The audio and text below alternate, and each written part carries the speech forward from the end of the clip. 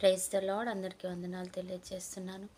ఈరోజు దేవుడు ఇచ్చినటువంటి వాగ్దానము యెషయా గ్రంథము 14వ అధ్యాయం 28వ వచనంలో వ్రాయబడినట్టుగా, నీ దేవుడైన యెహోవా నీవు చేయు నీ చేతి పని అంతట్లో నిన్ను ఆశీర్వదించును. దేవునికి మహిమ కలుగును గాక. దేవుడు అంటున్నాడు, నువ్వు చేసే పని అంతట్లో దేవుడు నిన్ను ఆశీర్వదిస్తాను అంటున్నాడు. కనికరం కలిగిన దేవుడు నీతో మాట్లాడుతున్నాడు ఈ దినం. ప్రభా, నిజమే, నువ్వు ఎంతగా ప్రయాసపడుతూ ఈ పనిని చేస్తున్నావో, నీ భారాన్ని ఎంతగా మోస్తున్నావో, నీ పనంతటిని నేను ఆశీర్వదిస్తాను. నువ్వు ఏ పని పూనుకున్నావో, ఏ పనికైతే నువ్వు పరుగులెడుతున్నావో, అది దేవుని పని కావచ్చు, నీ గృహం యొక్క పని కావచ్చు, లేకపోతే నీ శ్రమతో కూడిన నీ ఉద్యోగం కావచ్చు. ఎంత ప్రయాసపడుతున్నాను ప్రభా, నా ప్రయాసను ఎవరు గుర్తించట్లేరు ప్రభా. ఇది ఎలా చేయాలో నాకు అర్థం కావట్లేదు ప్రభా. ఇంత పెద్ద పనిని నేను ప్రారంభించాను, దీనికి నీ సహాయం కావాలి ప్రభా అని ఎవరిని అడుగుతున్నావో, ప్రతి ఒక్క విషయంలో దేవుడు అంటున్నాడు, నీ పనంతటిలో నేను నీకు దేవుడు తోడుగా ఉంటాను. నువ్వు నడుస్తున్న ప్రతి అడుగులో నేను నీకు తోడుగా ఉంటాను. దానిని ముగించేంత వరకు, ఆ పనిని కంప్లీట్ చేసి, ఆ పని విషయంలో నీకు ఆశీర్వాదం వచ్చేంత వరకు, ఆ పని ద్వారా నిన్ను మహిమపరిచేంత వరకు నేను నీకు తోడుగా ఉంటాను. నా కుమార్తె, నువ్వు భయపడొద్దు. నువ్వు ముందు ప్రారంభించు, నువ్వు అడుగు వేయి, నేను నీకు సహాయం చేస్తాను అంటున్నావు తండ్రి. నీ దేవుడైన యెహోవా నీకు సహాయంగా ఉంటాడంట. ఎవరున్నా లేకపోయినా నేను నీకు సహాయకారిగా ఉంటాను.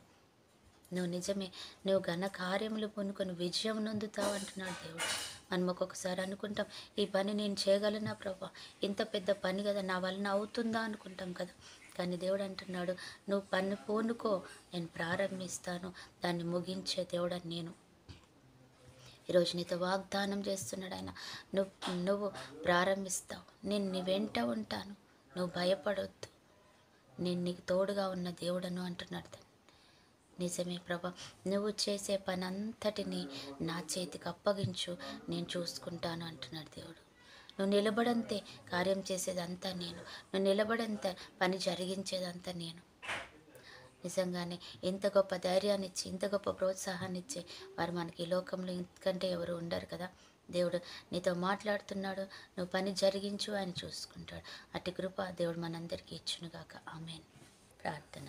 పరిశుద్ధుడైన దేవా, ప్రేమ కలిగిన తండ్రి, యేసయ్యానికి వందనాలు చెల్లించుకుంటూ, నిజంగా దేవుడు మనకు ప్రోత్సాహాన్ని ఇస్తున్నావు తండ్రి. మాకెంతగానో తండ్రి ప్రవేశ వెన్ను తట్టి నడిపిస్తున్నావు.